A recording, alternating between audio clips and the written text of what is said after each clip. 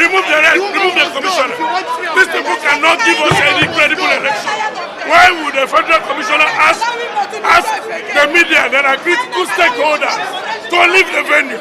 Us here to do cosmetic as if there is a stakeholders meeting, whereas they already know what they are driving at. And we, the opposition, we are demanding that the REC be removed.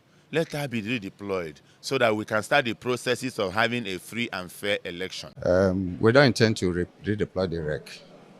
She's here to conduct the election and she will do that.